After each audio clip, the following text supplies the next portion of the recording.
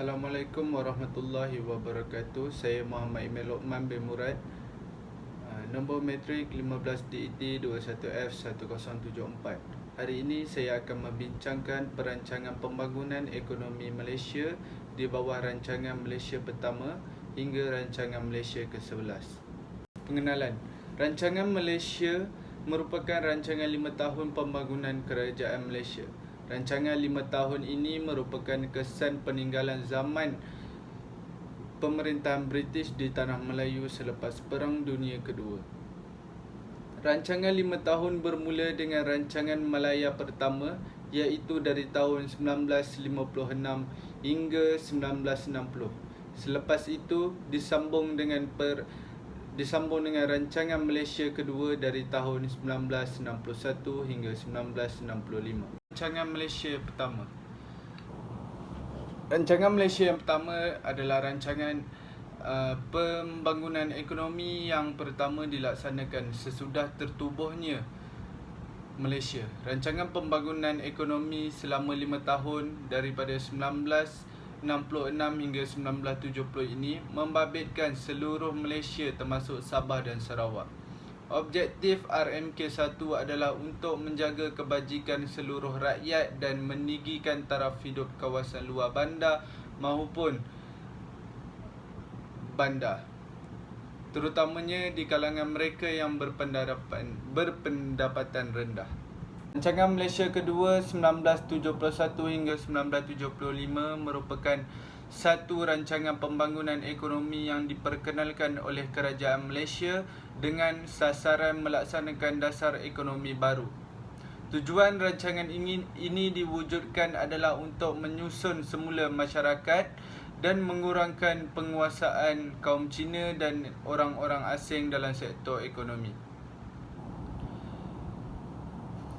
sekaligus memperbaiki kedudukan ekonomi orang-orang Melayu.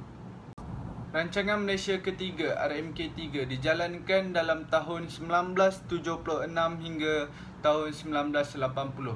Semasa tempoh dasar ekonomi baru DEB berlangsung, RMK3 mempunyai matlamat yang sama dengan RMK2, iaitu membasmi kemiskinan dan menyusun semula rakyat. RMK3 masih memberi tumpuan kepada bidang pertanian yang dilihat sebagai satu cara untuk merapatkan jurang ekonomi penduduk luar bandar dan penduduk bandar. Rancangan ini menyaksikan pembukaan bandar baru dan pembangunan tanah dipergiatkan, antaranya ke Johor, Dara, ke Tengah dan ke Sedar. Bandar-bandar baru ini dibina menjelang akhir tempoh RMK3, iaitu 1980, dan pada masa itu terdapat sebanyak 28 buah bandar baru di kawasan rancangan pembangunan tanah. Rancangan Malaysia Keempat. Rancangan Malaysia Keempat RMK4 adalah rancangan pembangunan 5 tahun Malaysia dari tahun 1981 hingga tahun 1985. RMK4 masih bertunjangkan dasar ekonomi baru DEB yang mempunyai matlamat membasmi kemiskinan dan menyusun semula rakyat. Strategi di bawah RMK4 untuk membangun sosioekonomi rakyat adalah menggunakan dengan lebih berkesan modal tenaga manusia, teknologi dan sumber lain dalam Malaysia. Rancangan Malaysia Kelima. Rancangan Malaysia Kelima adalah merupakan rancangan 5 tahun ekonomi yang terakhir untuk merealisasikan aspirasi dasar ekonomi baru yang genap 20 tahun pada tahun 1990. Penekanan utama rancangan Malaysia Kelima adalah untuk meningkatkan sektor perindustrian dengan melonggarkan peraturan mengawal hak milik syarikat dan pelesenan dalam sektor swasta. Rancangan Malaysia Ketiga ini terbahagi kepada 3, iaitu kawasan luar bandar, pelancongan dan pembuatan. Kawasan luar bandar adalah pembangunan kawasan luar bandar terus diberi perhatian penggunaan tanah dengan lebih cekap dititik beratkan supaya dapat menyumbang kepada pertumbuhan ekonomi negara. Seterusnya pelancongan.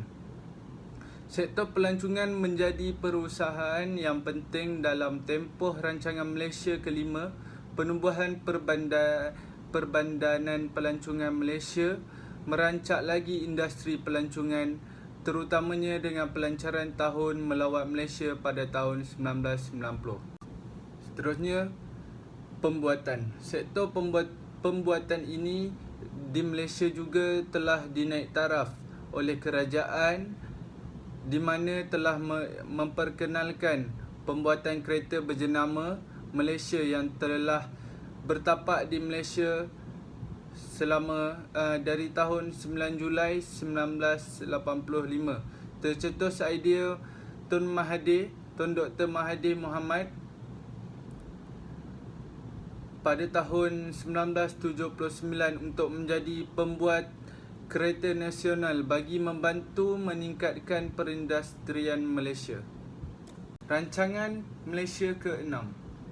Keseluruhan prospek pembangunan bagi RMK 6 dijangka terus menggalak. Jangkaan ini diasaskan kepada pengukuhan asas-asas ekonomi dan daya tahan dalam negeri seperti yang ditunjukkan oleh kadar tabungan yang tinggi, kemajuan dalam produktiviti, faktor dan peningkatan daya saing, asas harga dan kadar tukaran asing yang stabil disertai dengan pengukuhan infrastruktur kewangan dan peningkatan kualiti sumber manusia adalah juga penting bagi meneguhkan lagi ekonomi negara.